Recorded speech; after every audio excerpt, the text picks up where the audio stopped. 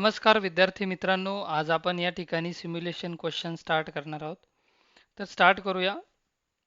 First question आहे बघा, bye aligning text to और number you improve the appearance of your spreadsheet and often make it easier to read and understand. Hence, align the selected text at the center. तर यामध्ये हे जे select केलेले text आहे ते सेंटरला घ्यायचे आपल्याला. त्यासाठी सर्वात अगोदर इथे अलाइनमेंटमध्ये ही सेंटर अलाइनमेंट दिलेली आहे, त्यावरती क्लिक करा. नेक्स्ट आहे बघा, use of save as make copy of working sheet and keep original sheet intact. So save the given sheet your desktop using save as with the name family generator tree. तर ही file आपल्याला डेस्कटॉपवर save करायची आहे. त्यासाठी file टॅबला click करा, यानंतर इथे save ॲजला click करा, त्यानंतर इथे डेस्कटॉप फोल्डरला क्लिक करा आणि यानंतर फाईल नेममध्ये क्लिक करा आणि इथे सेव्ह करा.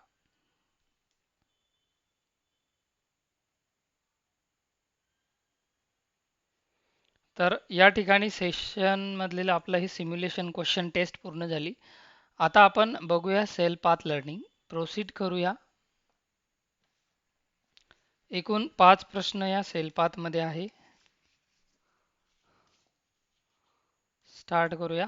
फर्स्ट क्वेश्चन आहे बघा, identify which of the following images display a family tree.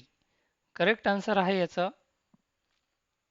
Second, family tree ही शीट आहे. नेक्स्ट क्वेश्चन आहे, you want to align the text in a cell with its center. Which alignment option will you choose? तर centre alignment साठी कोणता option आपण निवडणार? यामध्ये fourth answer याचा करेक्ट आहे. फोर्थ आन्सर मध्ये जी अलाइनमेंट दिली ती आहे सेंटर अलाइनमेंट. यानंतर थर्ड क्वेश्चन आहे बघा, you can click on save or save as both to save a new file of MS Excel. तर याचा करेक्ट आन्सर आहे first, true. And next question, your friend is customizing a family tree generator template in MS Excel. He want to know how he can reset the detail of family members in the file. Choose the right option to do so. याचा answer आहे reset family member. And last question, which of the following keys will you use to move to the next row when editing a family tree generator template in MS Excel? Correct answer आहे fourth, enter.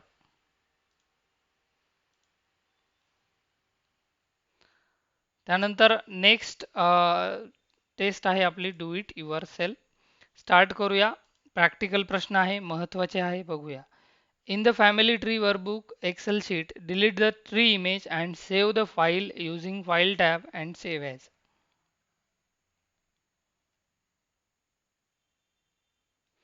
तर या शीटमध्ये हे जे ट्रीचं image आहे, ही tree हे झाड, या झाडावरती क्लिक करा आणि कीबोर्डवर तुमच्या डिलीट बटन आहे ते डिलीट बटन प्रेस करा आणि डिलीट झाल्यानंतर ही फाईल सेव्ह करायची. तर त्यासाठी फाईल टॅबला क्लिक करा, सेव्ह ॲज ऑप्शनला क्लिक करा, त्यानंतर इथे ब्राउज करा. ब्राउज केल्यानंतर इथे करा सेव्ह. सेव्ह केल्यानंतर इथे करा सबमिट. हा प्रश्न तुम्हाला याच पद्धतीने रिट्राय करायला लावेल. पुन्हा एकदा त्याच मेथडने सोडवायचा आहे तुम्हाला. पुन्हा एकदा इथे फाईलमध्ये जा, सेव्ह ॲज करा, ब्राउज करा, त्यानंतर इथे सेव्ह करा आणि सबमिट करा.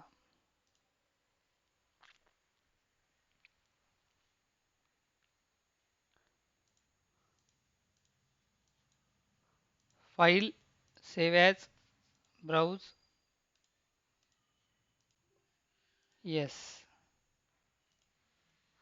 तर 3 वेळा हा प्रश्न सोडावा लागणार आहे तुम्हाला, तेव्हा तो बरोबर येणार आहे. त्याच पद्धतीने सोडवा.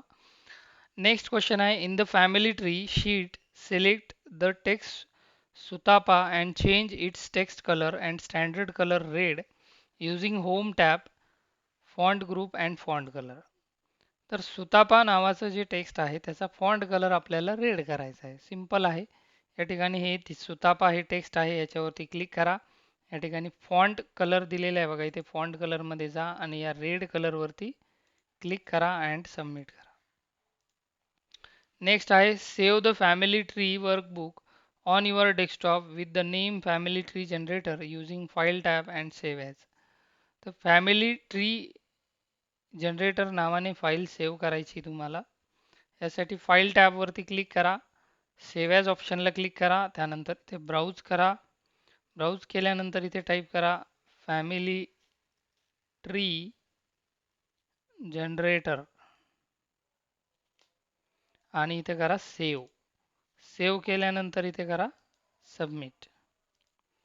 यानंतर नेक्स्ट क्वेश्चन आहे in the family tree sheet select the node cell Rakesh, make it centre align using home tab alignment group. तर राकेश या नावाला तुम्हाला सेंटर अलाइनमेंट करायची. तर सर्वात अगोदर या राकेश नावावरती क्लिक करा. यानंतर इथे करा सेंटर अलाइनमेंट आणि त्यानंतर करा सबमिट. लास्ट क्वेश्चन आहे बघा in the family members sheet select B2 cell and enter the family tree generator text and apply bold and italic effect using home tab font group. तर family tree जनरेटरला bold and italic effect apply करायचे. तर सर्वात अगोदर B2 सेलमध्ये click करायचं आहे. यामध्ये टाईप करायचे तुम्हाला फॅमिली ट्री जनरेटर. हे टेक्स्ट टाईप झाल्यानंतर बाजूला एकदा क्लिक करा, बाजूला साईडला क्लिक करा आणि परत एकदा त्या फॅमिली ट्रीवरती जस्ट सिंगल क्लिक करा. त्यानंतर इथे बोल्ड, त्यानंतर इथे इटॅलिक या आय वरती क्लिक करा आणि सबमिट करा. तर या ठिकाणी do it yourself test पूर्ण झाली. एंड एक्झाम करूया. आता आपण बघूया सेशन कंप्लीशन टेस्ट. स्टार्ट करूया. फर्स्ट क्वेश्चन आहे यामध्ये while assembling a PC you connect the RAM in the wrong slot what could happen. चुकीच्या ठिकाणी जर रॅम लावली तर काय होते? Computer will not start, computer चालू होत नाही. नेक्स्ट आहे you want to store your project file permanently which component will you use. तर याचं करेक्ट आन्सर आहे सेकंड, हार्ड डिस्कमध्ये आपण परमनंटली फाईल स्टोअर करू शकतो. नंतर आहे you are gaming PC heat up quickly during play which part should you check first. तर याचा करेक्ट आन्सर आहे कूलिंग फॅन. जर कॉम्प्युटर PC जर हीट होत असेल तर त्याचा कूलिंग फॅन चेक केला पाहिजे. नेक्स्ट आहे बघा if a computer has faulty motherboard which problem is most likely. जर मदरबोर्ड फॉल्टी असेल तर काय, तर computer will not function at all. कम्प्युटरचे फंक्शन प्रॉपर वर्क करत नाही.